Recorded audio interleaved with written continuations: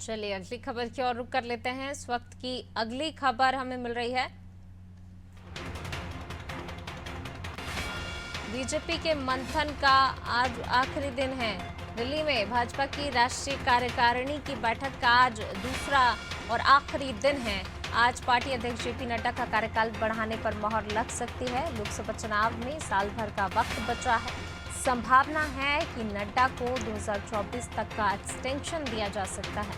शाम 4 बजे प्रधानमंत्री नरेंद्र मोदी तमाम पदाधिकारियों को संबोधित करेंगे। विधानसभा और लोकसभा चुनावों को लेकर पीएम पार्टी के नेताओं को जीत का मंत्र भी दे सकते हैं। तो जेपी नड्डा का कार्यकाल बढ़ सकता है।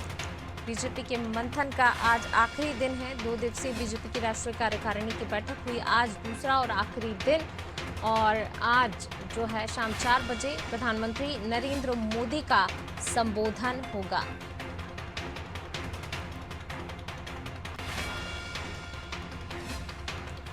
और इसी खबर पर ज्यादा जानकारी के साथ हमारे पॉलिटिकल एडिटर मनोज वर्मा जी हमारे साथ जुड़ गए हैं।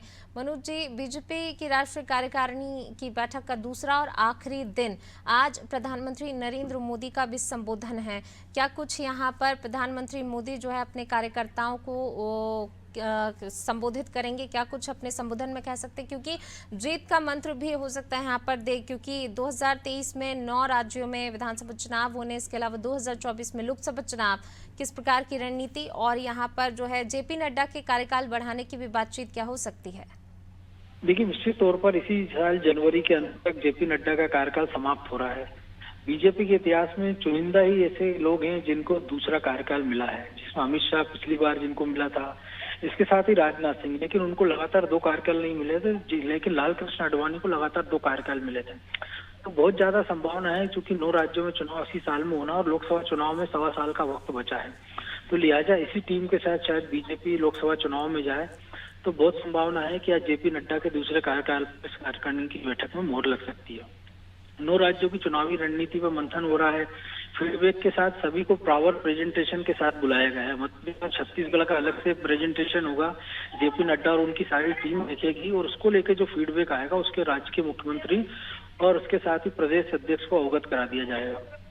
इसीलिए इस बैठक में आज समापन के दौरान जब मोदी मंत्र देंगे तो 2 चीजों पर फोकस होता है कि एक तो जो लाभार्थियों की संख्या है, कि खासतौर से जो 80 करोड़ लोगों को लगातार फ्री राशन देने की योजना है, जो इस साल 31 दिसंबर 2023 में जिसको बढ़ा दिया गया है।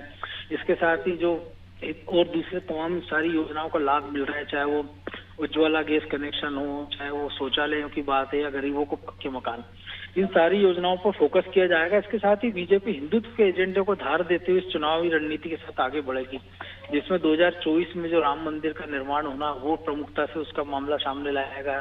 समान नागरिक संहिता की बात हो, धारा 370 की बात हो, इस तमाम कोर एजेंडे हैं जिसको लेकर बीजेपी को प्रधानमंत्री नरेंद्र मोदी जीत का मंत्र देंगे, और तीनों मुद्दों पर बीजेपी चुनावी रणनीति से आगे बढ़ेगी, चाहे वो हिंदुत्व का मुद्दा हो, चाहे वो लाभार्थियों की संख्या हो, और चाहे वो विकास का एजेंडा हो।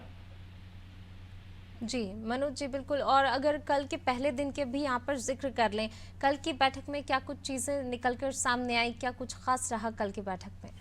जी, कल औपचारिक हमने देखा प्रधानमंत्री रोड शो के साथ पहुंचे, जेपी नड्डा का संबोधन हुआ। इसके साथ ही एक राजनीतिक प्रस्ताव लाया जाता है, जो अमूमन राष्ट्रीय कार्य समिति की बैठक हो चाहे प्रदेश कार्य समिति की बैठक हो, उसमें राजनीतिक प्रस्ताव लाया जाता है जिसमें विजन रहता है। इस राजनीतिक प्रस्ताव में भी आरोप लगाया गया कांग्रेस और बाकी दलों पर कि वो प्रधानमंत्री नरेंद्र मोदी को बदनाम करने के प्रयास में जुटी हुई है। इसके साथ ही बीजेपी के एजेंडों पर आगे बढ़ेगी, इस पर विस्तार से चर्चा हुई। और 3 राज्यों में चुनाव होना है, और जहां 2024 की जो रणनीति बनना है कि बूथों की बात की गई, तो बीजेपी ने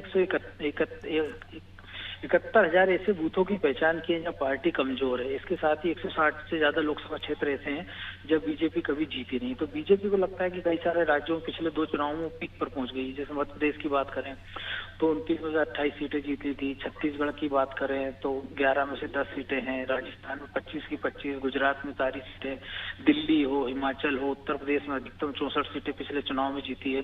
तो बीजेपी चाह रही है वो नए क्षेत्रों में वो पैठ बनाए कि अगर उत्तर भारत में सीटें अगर कम होती है तो नई जगह उनको कैसे लाभ उसका मिल पाए, इसीलिए वो कमजोर बूथों पर फोकस करने का ध्यान दिया गया। और इन बूथों पर ज्यादा से ज्यादा युवाओं की तैनाती की जाएगी ताकि 2024 के चुनाव में बीजेपी इसका लाभ ले सके और उन नए क्षेत्रों में बीजेपी अपनी अगर कुछ सीटें उत्तर भारत में हारती है तो नई सीटें जीतकर उसकी भरपाई कर पाए। बिल्कुल, इसी के साथ मनोज जी थोड़ा-सा कर्नाटक का भी यहाँ पर ज़िक्र करना चाहूँगी मैं, आपसे समझना चाहूँगी। बीजेपी की राष्ट्रीय कार्यकारिणी की बैठक के दौरान प्रधानमंत्री मोदी ने कर्नाटक के पूर्व मुख्यमंत्री से भी मुलाकात की यहाँ पर बीएस येदियुरप्पा से। 15 मिनट तक करीब ये बैठक भी चली। क्योंकि इसलिए भी ज़िक्र करना ज़रूरी हो जाता है क्योंकि कहा जा रहा है अगले 3-4 महीने में कर्नाटक में विधानसभा चुनाव होने, तो कहीं न कहीं बीजेपी के सामने वहाँ पर भी गड़बड़ आने की चुनौती है।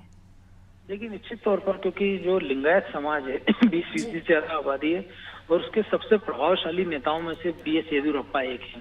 यही कारण है कि 75 पार के फार्मूले के बावजूद उनको मुख्यमंत्री बनाया गया था। ये बात हो रही उनको पिछले दिनों हटा दिया गया था, लेकिन उनको राष्ट्रीय कार्य समिति में जगह दी गई थी। क्योंकि कर्नाटक में चुनाव है इसलिए येदियुरप्पा की नाराजगी बीजेपी मोल नहीं चाहती है। पिछली बार भी जब येदियुरप्पा ने नाराज होकर उल्टी पार्टी बना ली थी तो बीजेपी को कर्नाटक में चुनाव का हार का सामना करना पड़ा था।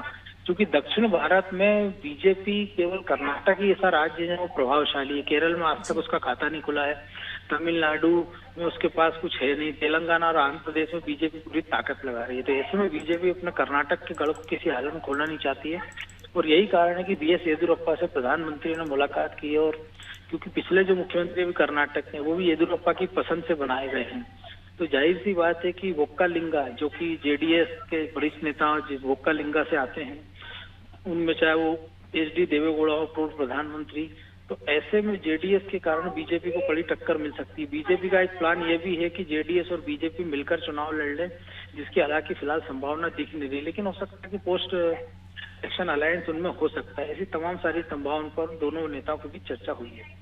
जी मनोज जी बने रहिएगा आप, मैं लौटूंगी आपके पास।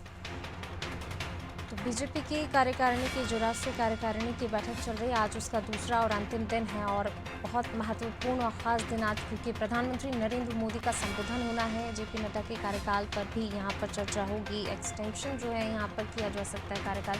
शाम 4 बजे प्रधानमंत्री नरेंद्र मोदी संबोधित करेंगे। तो बीजेपी के मंथन का आज आखिरी और बहुत ही महत्वपूर्ण दिन।